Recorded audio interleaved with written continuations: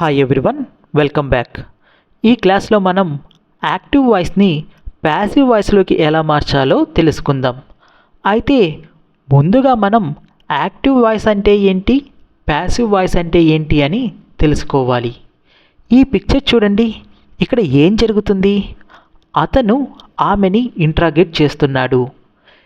ఎవరు అయితే పని చేస్తారో వాళ్ళు డూయర్ ఆఫ్ ద యాక్షన్ అవుతారు. డూయర్. ఎవరి మీద అయితే పని జరుగుతుందో వాళ్ళు రిసీవర్ ఆఫ్ ద యాక్షన్ అవుతారు. రిసీవర్. యాక్టివ్ వాయిస్ అంటే ఏంటి అంటే, ఎప్పుడు అయితే మనము డూయర్ ఆఫ్ ద యాక్షన్ని, అంటే ఎవరు అయితే ఆ పని చేస్తున్నారో వాళ్ళని సబ్జెక్ట్ ప్లేస్లో పెట్టి సెంటెన్స్ స్టార్ట్ చేస్తే దాన్ని యాక్టివ్ వాయిస్ అంటాము. ఇక్కడ ఇంట్రాగేట్ చేసేది ఎవరు? హీనా, షీనా? హీ. కాబట్టి హీని ముందు పెట్టి సెంటెన్స్ రాయాలి. He interrogates her, he interrogated her, he is interrogating, he was interrogating, he has interrogated, he has been interrogating her. ఇవి మొత్తం యాక్టివ్ వాయిస్ అవుతాయి. ఎందుకని? డూయర్ ఆఫ్ ద యాక్షన్ని సబ్జెక్ట్ ప్లేస్లో పెట్టి సెంటెన్స్ స్టార్ట్ చేశాం కాబట్టి. అలా కాకుండా మనము రిసీవర్ ఆఫ్ ద యాక్షన్ని, అంటే ఎవరి మీద అయితే పని జరుగుతుందో వాళ్ళని సబ్జెక్ట్ ప్లేస్లో పెట్టి సెంటెన్స్ స్టార్ట్ చేస్తే దాన్ని ఏమంటామంటే ప్యాసివ్ వాయిస్ అని అంటాము. For example, she is interrogated, she was interrogated, she is being interrogated. ఇవి మొత్తం ప్యాసివ్ వాయిస్ అవుతాయి. ఎందుకని? సబ్జెక్ట్ ప్లేస్లో మనము రిసీవర్ ఆఫ్ ద యాక్షన్ని పెట్టాం కాబట్టి. అంతేకాదు, తెలుగులో 2 రకాల ప్యాసివ్ వాయిస్ అనేవి ఉంటాయి. అవి ఏంటి అంటే, వాళ్ళు నన్ను పిలిచారు. ఇక్కడ పిలిచింది వాళ్ళు, అంటే ఎవరు అయితే పని చేస్తున్నారో వాళ్ళని ముందు పెట్టి సెంటెన్స్ స్టార్ట్ చేశాం కాబట్టి ఇది యాక్టివ్ వాయిస్. దీని ప్యాసివ్ వాయిస్ ఏంటంటే, నేను పిలవబడ్డాను అని అయినా అనవచ్చు, లేదా ఇక్కడ ఈ యాక్టివ్ వాయిస్లో ఉన్న వాళ్ళు అనే సబ్జెక్ట్ని తీసివేసి నన్ను పిలిచారు అని అయినా అనవచ్చు. నన్ను పిలిచారు, నన్ను కొట్టారు, నన్ను తిట్టారు, ఇలా. నిజానికి ఇది యాక్టివ్ వాయిస్నే, బట్ మనం ప్యాసివ్ వాయిస్లా ఇప్పుడు యూజ్ చేస్తూ ఉన్నాము. ఆమె నన్ను కొట్టింది యాక్టివ్ వాయిస్ అవుతుంది. ఇక్కడ ఆమెని తీసేసి నన్ను కొట్టింది అని రాస్తే ప్యాసివ్ వాయిస్ అవుతుంది. ఓకే, ఇప్పుడు simple present and simple past టెన్స్ని ఎలా ప్యాసివ్ వాయిస్లోకి మార్చాలో చూద్దాం. ఇక్కడ ఉన్న పిక్చర్లో మీకు ఏమి కనిపిస్తుంది? ఆమె రూమ్ క్లీన్ చేయడం కనిపిస్తుంది. ఆమె డైలీ రూమ్ క్లీన్ చేస్తే మనం ఏమంటాం? షీ క్లీన్స్ ద రూమ్ అని అంటాము. ఆమె రూమ్ శుభ్రపరుస్తుంది ప్రతిరోజు. అదే గతంలో ఎప్పుడో క్లీన్ చేసి ఉంటే షీ క్లీన్ ద రూమ్ అని అంటాము. అంటే ఆమె శుభ్రపరిచింది అని, క్లీన్ చేసింది అని. ఇది యాక్టివ్ వాయిస్. ఎందుకని? పని చేసింది ఆమె, ఆమెనే ముందు పెట్టి సెంటెన్స్ రాసాం కాబట్టి. అంటే డూయర్ ఆఫ్ ద యాక్షన్తో సెంటెన్స్ స్టార్ట్ అయింది కాబట్టి. కానీ ఈ పిక్చర్ చూడండి, ఇక్కడ ఎవరు పని చేస్తున్నారో కనిపిస్తుందా? లేదు కదా. కేవలం రూమ్ క్లీన్ చేయడం కనిపిస్తుంది. ఎవరు చేస్తున్నారో కనిపించడం లేదు కాబట్టి మనం ఏమంటాం? రూమ్ క్లీన్ చేయబడుతుంది, లేదా రూమ్ క్లీన్ చేస్తారు, రూమ్ క్లీన్ చేస్తుంది అని అంటాము. కాబట్టి ప్యాసివ్ వాయిస్ని యూజ్ చేయాలి. అది ఎలాగో ఇప్పుడు చూద్దాం. చూడండి, ప్యాసివ్ వాయిస్లో వెర్బ్ ఎప్పుడు పాస్ట్ పార్టిసిపుల్ ఫామ్లో, అంటే వెర్బ్ థర్డ్ ఫామ్లోనే రాయాలి. అండ్ ఏం చెప్పాను? రిసీవర్ ఆఫ్ ద యాక్షన్ని ముందు పెట్టాలి అని చెప్పాను. ఇక్కడ డూయర్ ఆఫ్ ద యాక్షన్ ఎవరు? షీ. ఎందుకంటే ఆమె రూమ్ క్లీన్ చేస్తుంది కాబట్టి. రిసీవర్ ఆఫ్ ద యాక్షన్ ఏమో రూమ్, కాబట్టి రూమ్ని ముందు పెట్టాలి, తర్వాత వెబ్ థర్డ్ ఫామ్ యూజ్ చేయాలి. అప్పుడు అది ఏమవుతుంది? ద రూమ్ క్లీన్డ్ అవుతుంది. సరే, కాసేపు ఇదే ప్యాసివ్ వాయిస్ అని అనుకుందాం. అయితే దీని యొక్క సింపుల్ పాస్ట్ ప్యాసివ్ వాయిస్ ఏమవుతుంది? అది కూడా అంతే కదా. ఏం చెయ్యాలి? రిసీవర్ ఆఫ్ ద యాక్షన్ని ముందు పెట్టాలి, వెబ్ని థర్డ్ ఫామ్లోకి రాయాలి. అది ఏమవుతుంది? ద రూమ్ క్లీన్డ్ అవుతుంది. చూసారా, ఇక్కడ ఇక్కడ పైన ఉన్న ప్యాసివ్, కింద పాస్ట్లో ఉన్న ప్యాసివ్ రెండు ఒకేలా ఉన్నాయి. The room cleaned, the room cleaned. కాబట్టి ఇందులో ఏది ప్రజెంట్, ఏది పాస్ట్ అనేది మనకి తెలియట్లేదు. అంతేకాదు ఇక్కడ ఉన్న simple past and simple present passive కూడా ఒకేలాగా ఉన్నాయి. అందుకని మనం ఏం చేస్తాము అంటే ప్రజెంట్ అని చెప్పడానికి ప్రజెంట్ బీ ఫామ్ని, పాస్ట్ అని చెప్పడానికి పాస్ట్ బీ ఫామ్ని యూజ్ చేస్తాం. సో ఇక్కడ ఈజ్ పెడతాము, ఇక్కడ వర్స్ పెడతాము. అప్పుడు అది ఏమవుతుంది అంటే ద రూమ్ ఈజ్ క్లీన్డ్ అంటే రూమ్ క్లీన్ చేస్తారు లేదా రూమ్ క్లీన్ చేయబడుతుంది అని. The room is cleaned everyday ప్రతిరోజు రూమ్ని క్లీన్ చేస్తారు అని. ద రూమ్ వాజ్ క్లీన్డ్ అంటే రూమ్ క్లీన్ చేశారు లేదా రూమ్ క్లీన్ చేయబడింది అని. అదే మనము ఆమె చేత క్లీన్ చేయబడింది, అతని చేత క్లీన్ చేయబడింది అని చెప్పాలంటే by him, by me, by them అని అనాలి. The room was cleaned by me, the room was cleaned by them అంటే రూమ్ వాళ్ళ చేత క్లీన్ చేయబడింది అని. అంతేకాదు మనం ఇలాంటి సెంటెన్సెస్ చూస్తూ ఉంటాం కదా. Water is used to generate electricity లేదా పవర్ అని, iron is used, plastic is used అని. ఇలాంటి సెంటెన్సెస్ చూస్తూ ఉంటాం కదా. ఎందుకని ఇలా ఈజ్ యూజ్డ్ అని రాశారు అంటే ఇది కూడా ప్యాసివ్ వాయిస్నే. దీని యాక్టివ్ వాయిస్ ఏమవుతుంది అంటే we use water to generate electricity. కానీ మనం ఎవరు ఆ పని చేస్తున్నారో కాకుండా ఏమి జరుగుతుందో చెప్పాలి అంటే ప్యాసివ్ వాయిస్ని యూజ్ చేస్తాం కదా.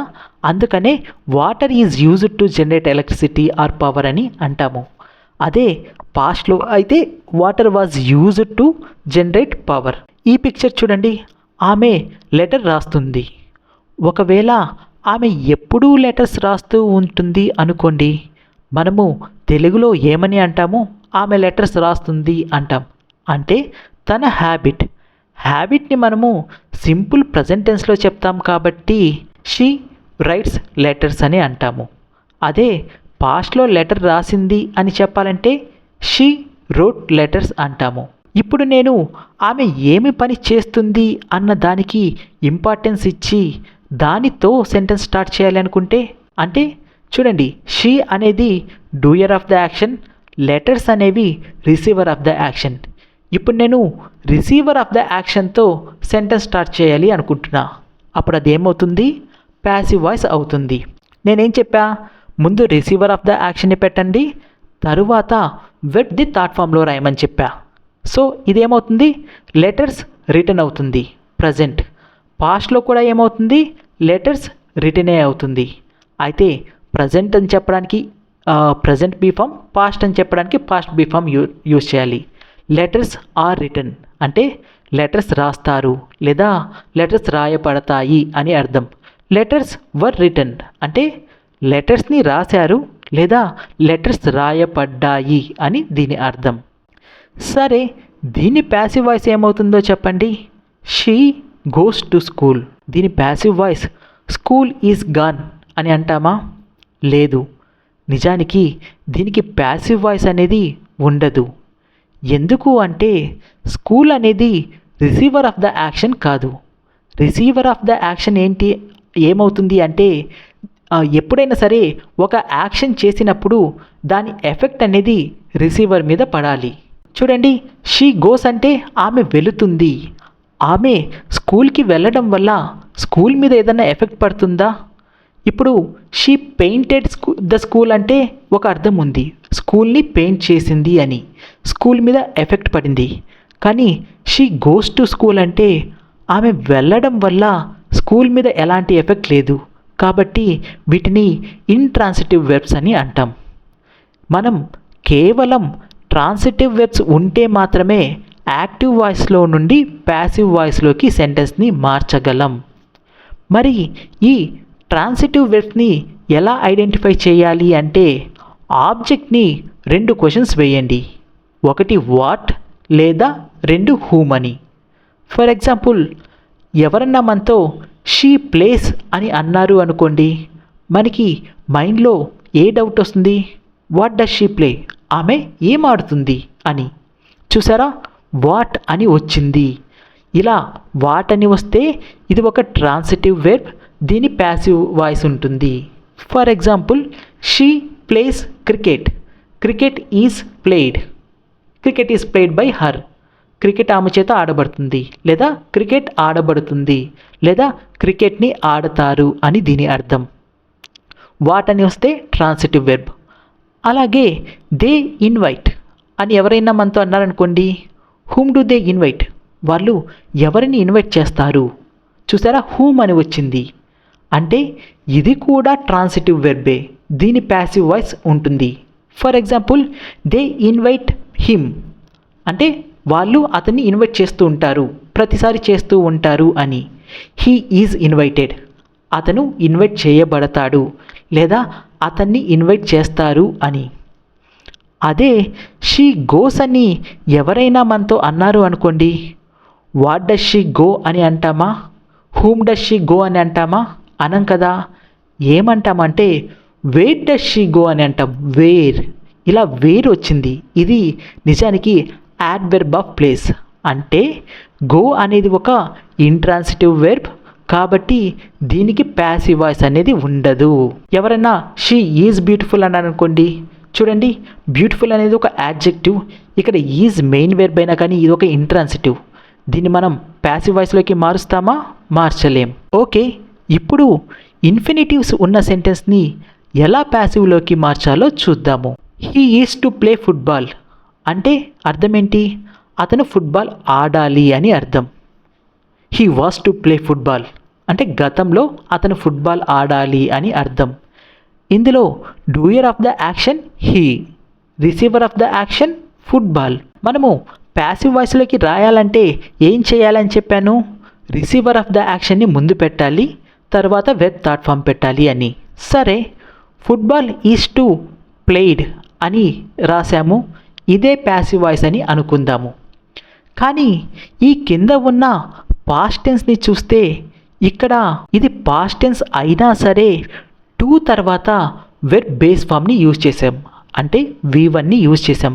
ఎందుకు అంటే టు ఇన్ఫినిటివ్ తర్వాత వెర్బ్ ఎప్పుడు బేస్ ఫామ్లోనే అంటే V1లోనే రాయాలి. కానీ ఇక్కడ ఏ ఫామ్లో ఉంది? థర్డ్ ఫామ్లో ఉంది, పాస్ట్ పార్టిసిపుల్లో ఉంది. అందుకనే మనం ఏం చేయాలి అంటే ఒక డమ్మీ బీ ఫామ్ని యూజ్ చేయాలి, అదే బీ. అప్పుడు ఈ సెంటెన్స్ ఏమవుతుందంటే football is to be played అంటే ఫుట్బాల్ ఆడాలి లేదా ఫుట్బాల్ ఆడబడాలి అని దీని అర్థం. పాస్ట్లో అయితే football was to be played అంటే ఫుట్బాల్ ఆడబడాలి లేదా ఫుట్బాల్ ఆడాలి అని. ఇంకొక ఎగ్జాంపుల్ చూద్దాం. I have to call him, నేను అతనికి కాల్ చేయాలి. I had to call him, నేను అతనికి కాల్ చేయాల్సి వచ్చింది. ఇందులో doer of the action I, receiver of the action him. మనం ఏం చేయాలి? రిసీవర్ ఆఫ్ ద యాక్షన్ని సబ్జెక్ట్ ప్లేస్లో పెట్టాలి అండ్ వెర్బ్ని థర్డ్ ఫామ్లోకి రాయాలి. అయితే ఎప్పుడైనా సరే ఒక డూయర్ ఆఫ్ ద యాక్షన్ని కానీ రిసీవర్ ఆఫ్ ద యాక్షన్ కానీ సబ్జెక్ట్ ప్లేస్లో పెట్టినప్పుడు దాని ప్రనౌన్ కూడా సబ్జెక్ట్ ఫామ్లోనే ఉండాలి. కాబట్టి హిమ్ ఏమవుతుంది అంటే హీ అవుతుంది. He has to be called, అతనికి కాల్ చేయాలి. He had to be called, అతనికి కాల్ చేయాల్సి వచ్చింది. He has to be called, అతనికి కాల్ చేయాలి. He had to be called, అతనికి కాల్ చేయాల్సి వచ్చింది. అయితే చూడండి, ఈజ్ ప్లస్ వెర్బ్ థర్డ్ ఫామ్కి రెండు మీనింగ్స్ ఉంటాయి. అవి ఏంటి అంటే మనం ఇలా అంటూ ఉంటాం కదా, షీ ఈజ్ మ్యారీడ్ అని. అంటే దీని అర్థం ఒక యాక్టివ్ వాయిస్ అయినా he marries her every year, he marries her every time నుండి వచ్చిన షీ ఈజ్ మ్యారీడ్ కాదు. ఇది ఎలాగా అయితే షీ ఈజ్ బ్యూటిఫుల్ అని ఒక అడ్జెక్టివ్ని బీ ఫామ్తో కనెక్ట్ చేస్తామో, మ్యారీడ్ అనే ఒక అడ్జెక్టివ్ని కూడా వెర్బల్ అడ్జెక్టివ్ని కూడా ఈజ్ అనే బీ ఫామ్తో కనెక్ట్ చేస్తాము. దీని అర్థం ఆమె పెళ్ళి అయినది అని, అంటే ఒక మ్యారీడ్ పర్సన్ అని. షీ ఈజ్ మ్యారీడ్, ఆమె పెళ్ళి అయిన పర్సన్ అని. ఇక్కడ ఉన్న మ్యారీడ్ ఏమో వెర్బ్. ఎందుకంటే చూడండి, he marries her every year. అతను ఆమెని ప్రతి సంవత్సరం పెళ్లి చేసుకుంటాడు. దీని నుంచి వచ్చిన ప్యాసివ్ వాయిస్ కాబట్టి ఇది వెర్బ్ అవుతుంది. కానీ నేను జస్ట్ ఆమె ఒక మ్యారీడ్ పర్సన్ అని చెప్పాలి అనుకున్నప్పుడు షీ ఈజ్ మ్యారీడ్ అంటే ఇది మాత్రం అడ్జెక్టివ్ అవుతుంది. చూడండి, ఒక పర్సన్ ప్రతిసారి సెలెక్ట్ అవుతూ ఉంటాడు అనుకోండి, లేదా అతన్ని సెలెక్ట్ చేస్తూ ఉంటాడు అనుకోండి. They select him every year, they select him every time. దీని ప్యాసివ్ హీ ఈజ్ సెలెక్టెడ్ అవుతుంది, అంటే అతన్ని సెలెక్ట్ చేస్తారు అని.